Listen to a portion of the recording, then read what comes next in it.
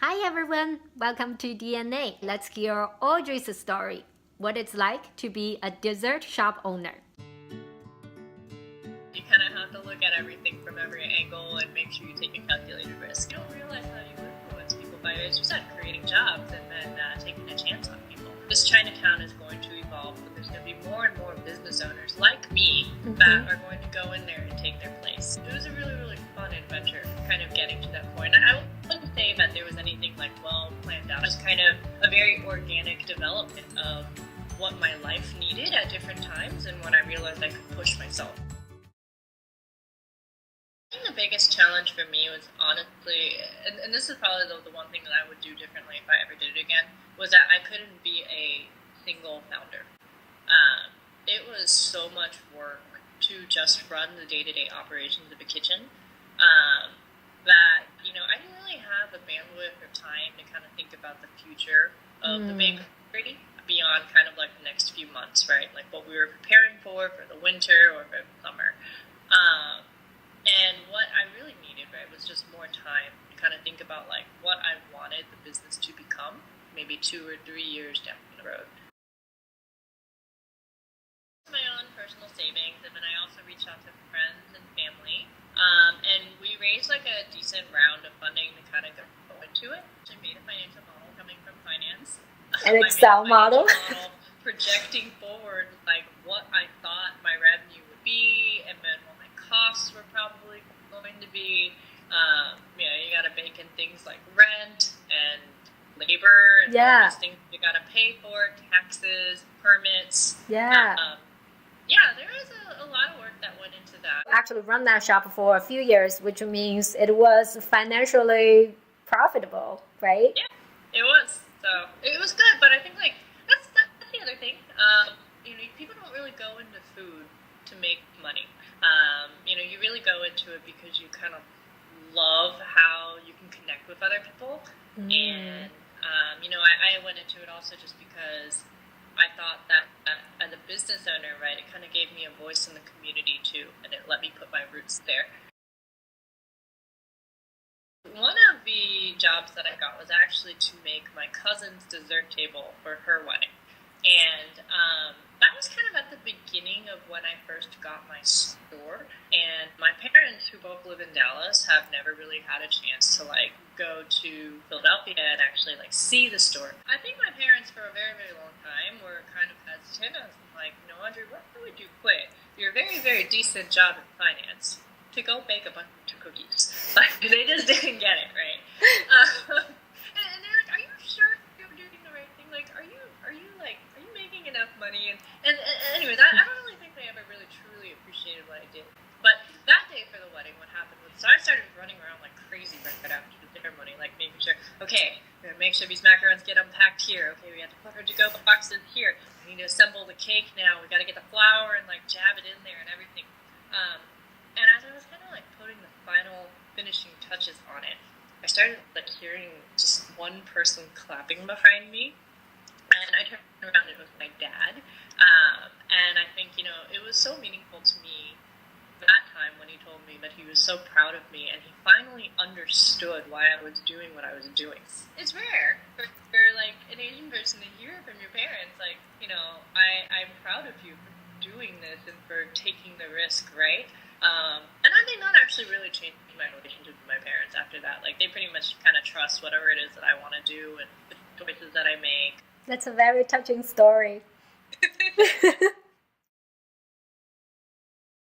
made a lot of different flavors. I think that was actually probably my favorite thing to do was just going and walking around the local market. I would wander around the spice shop, and I would also wander around the fruit and kind of see what was in season to figure out what it was that I wanted to make.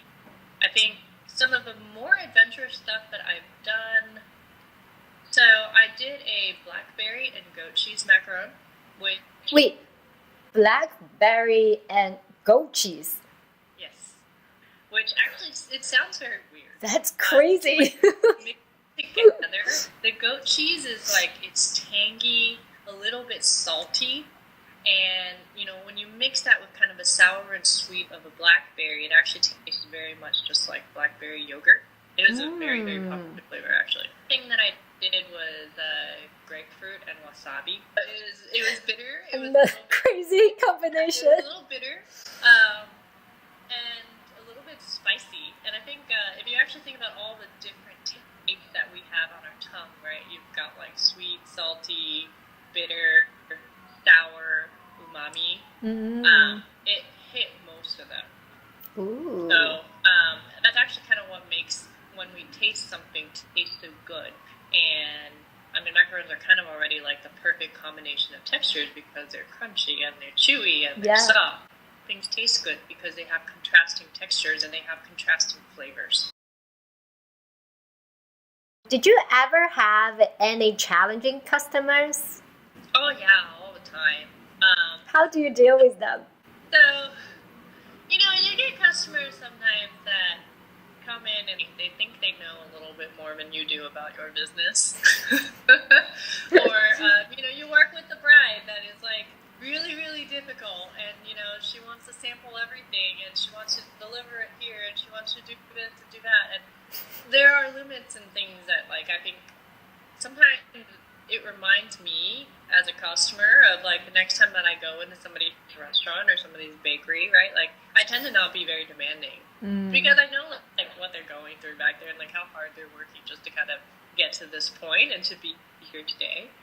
A lot of it, honestly, is just very basic customer service. You really you treat people nicely and you have to be firm about the things that you can do and things that you can't do. We were always very, very nice. Like, sometimes you might get like a bad review on Yelp or something like that.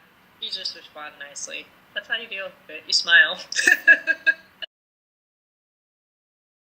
Why did you decide to shut it down after a good round of 3 years? Well, one, as I said, if I could do it again, I would definitely not have done it alone. So first thing was I was so tired. I was so tired of doing everything, and I didn't have the time and bandwidth to actually grow the business. I think one of the dreams that I had was actually expanding to a second location, and I literally just had no time between training employees, making sure that things are running well, right, to even start thinking about it. The second one was mostly, I was 27 when I shut it down. So I was actually really, really young, and at that point I had been in Philadelphia for 9 years, including college, and I just realized that I wanted to go do something else with my life and experience a different city.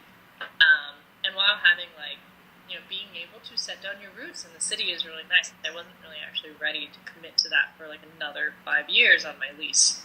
So when my lease was ending, I was just kind of you know what, I think I'm done.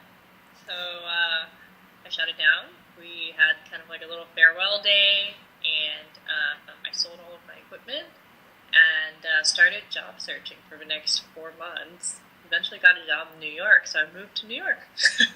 Wow. Did you ever regret shutting it down?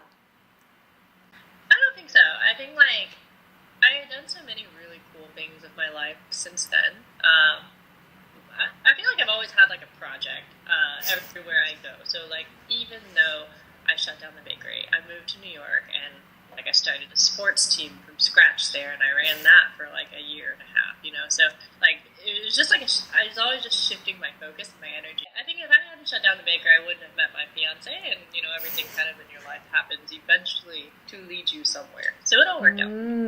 Okay, well, now you have your fiance. Maybe he can be your partner in reopening Edible in San Francisco. Pistachio or matcha? Matcha. Coffee or tea? Coffee. Color or black and white? Color. Dog or cat? Dog. Paris or New York? New York. I've never been to Paris.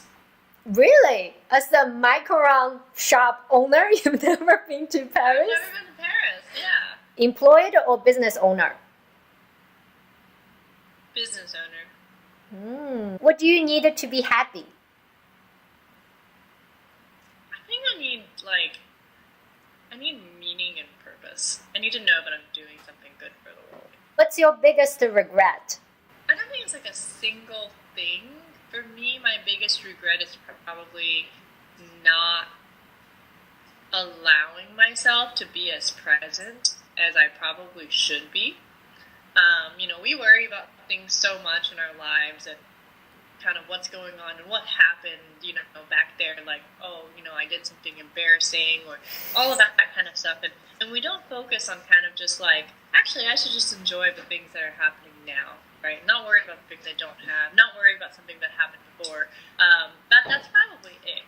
And if I could go back and change all the times that I doubted myself or I was insecure or I didn't feel comfortable in my own skin and that really held me back from acclimating to my new environment or whatever, I think I would have experienced so many more moments of joy in my life than I have. So it's something that I try to consciously work on, but that probably is it. What's your next life goal? My next life goal. I want to make it to my wedding day and get married and like this massive thing. Thank you again for joining us today, Audrey. Your story is so inspiring and it's such a unique, interesting, and a fun experience to have your own dessert shop. I wish you good luck in all the new adventure you want to take out and have a great time with wedding planning. All right, thanks, Yuji. It was great to be here. Let's do this tradition together. What it's like to be a dessert shop owner. DNA, get!